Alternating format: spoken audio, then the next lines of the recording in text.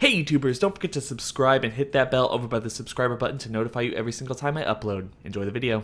Hey YouTubers, and welcome back to another Dragon Ball Super discussion video. We're going to be talking, speculating, theorizing today on some of the things that they gave us in the upcoming episode. Spoilers, the plot synopsises that they give us every couple weeks or every week. I want to hear everyone's thoughts and opinions on this. So guys, if you don't want to be spoiled, then please make sure to click off this video. You've been forewarned. But if you want to comment on the thumbnail, you want to comment on the title, if you think you have the answer, then please, just please, share them, but also tell me that you didn't listen to the video, but then I'll know. Anyway, guys, so I hope everyone who doesn't want to be spoiled is gone now because we're going to get into this. One of the things that the plot synopsis does tell us is that the other universes are going to start clamoring, considering the fact that Kale and Caulifla have fused.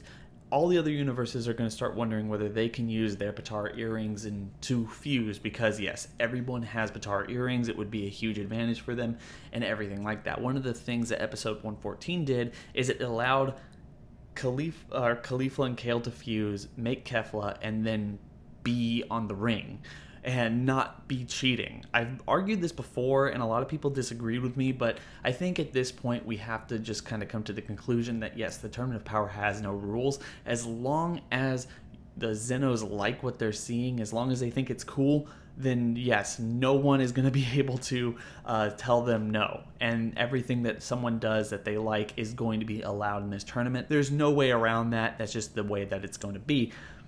One of the things I think, though, and this might just be me, is even though it's okay for Kale and Caulifla to fuse and make Kefla, I don't think that anyone else is going to be getting the Potara earring fusion. Now, it would be kind of a convenient thing to have Goku and Vegeta have that in their back pocket, and they can use those earrings in order to fuse later to fight Jiren. That would be cool, but I don't think that's what's going to happen. I've argued in the past that I think that the earrings that Kale and Caulifla are using right now, considering we know the fact that these earrings will not fuse them permanently, only for an hour, and that is even if they don't use enough energy to separate them, which will probably happen considering how much energy they have right now. I think that as long as one person from Universe 6 is still on the ring by the time Goku and Vegeta need those earrings, then they can get those earrings because they're already in play. But until then, no other god of destruction, no other god of creation, or anyone is going to be able to give their fighters a Potara earring in order to fuse their fighters, because they didn't enter the tournament with them. I know it's a weird rule, and I know that this would be kind of a convenient or contrived plot point that would anger a lot of fans, but I think that this is really the way that they're going to go, is that the Zenos are going to allow it, not only because they think it's cool, but I think they're going to have some kind of debate amongst the Grand Priest, or all the gods are going to be yelling at each other about whether or not this is cheating, and they're going to say that this would be cheating if they didn't go into the ring with these obviously on their person, so they're the only ones who are able to use them.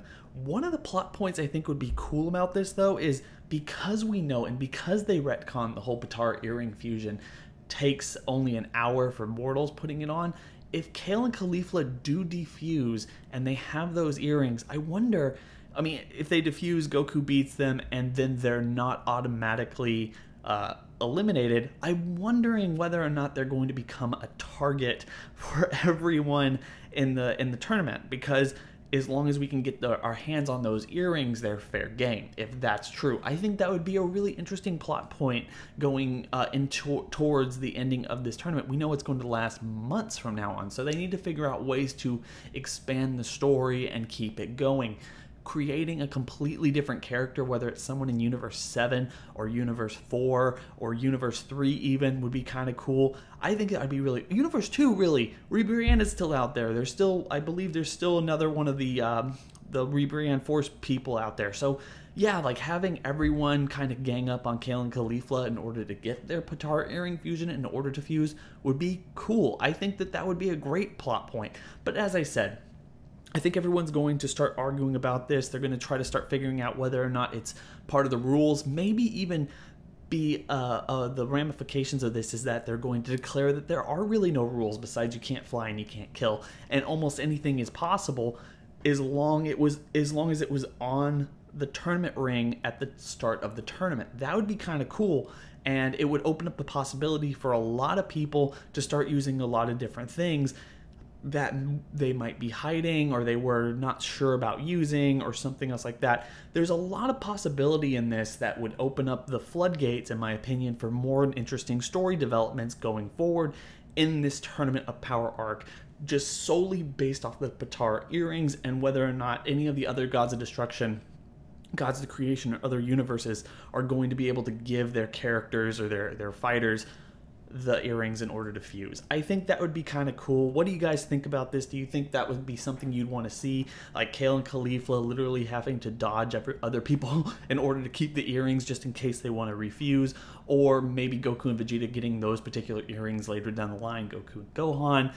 Who else would you like to see fuse if that's the case? If they're able to use those earrings and everyone's fighting for them? What other things, if that's the case and they allow whatever was on the ring at the start of the tournament, regardless of whether it's a weapon, be used? What do you want to see? Like, what kind of weapons would you like to see if they completely banned the weapon rule? And anything else like that.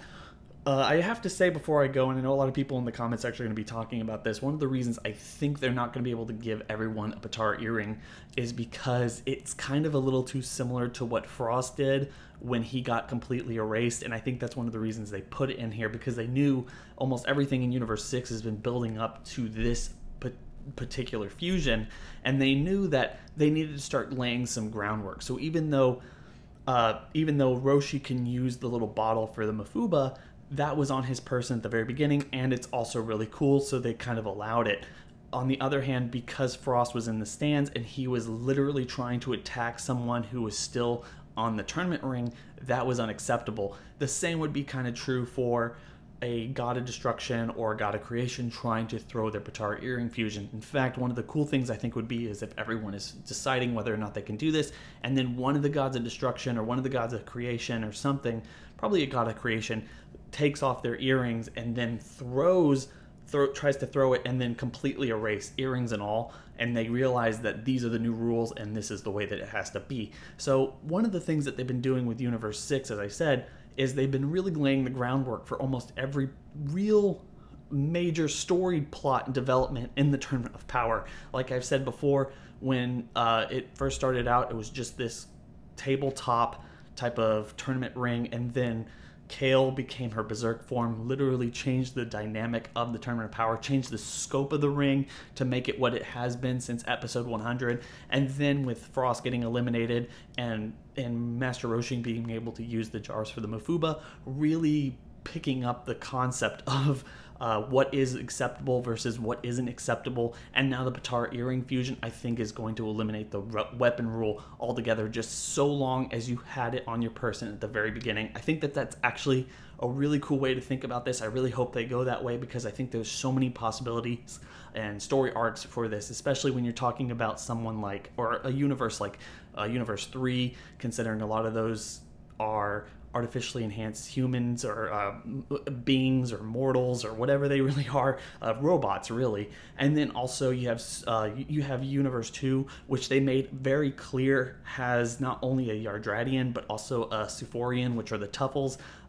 There's probably something technological that he's hiding and they haven't kicked him off yet, so maybe this new development is going to give him some kind of way of fighting other people that we haven't seen thus far and give him some kind of relevance, considering there's no other reason for him to be there and to shake up what we already knew about the multiverse. There's so much stuff to talk about this, guys. I'm really excited about this because the fusion, the weapons, everything about this particular theory is really interesting to me. We also have the bugs from Universe 4. Maybe they have some kind of technical thing that they needed, like a weapon or something to make them giant or make them small or something, kind of like what MJ was saying in a video that we did the other day, making him some kind of Ant-Man, or both of them some kind of Ant-Man, giant and big, and then really small but really strong. And if they're able to use that, then they're probably a little bit better off fighting. We know that those guys are probably going to be coming around in the next couple episodes. They've been teasing it and they haven't shown them to us. So guys, what are your thoughts on this? Do you think that they're going to be able to give other people earrings? Do you think that they're not going to be giving other people earrings? If they aren't going to be able to give each other earrings, then why? How do you think that they've been setting up these rules from the very beginning? And do you think that that's fair? Or do you think that it would be kind of be cool to see those earrings become a major plot point and other people trying to fight for them later down the line as things get more and more intense and dire for everyone who's still in the tournament ring as we're coming closer to the end of the Tournament of Power? What are your thoughts on this, guys? I know I've been rambling. I hope everyone enjoyed the video. Don't forget to like, comment, and subscribe. Hit that bell over by the subscriber button. That's going to notify you every single time I upload. But with that being said, guys, I hope everyone has a good day. It's been real.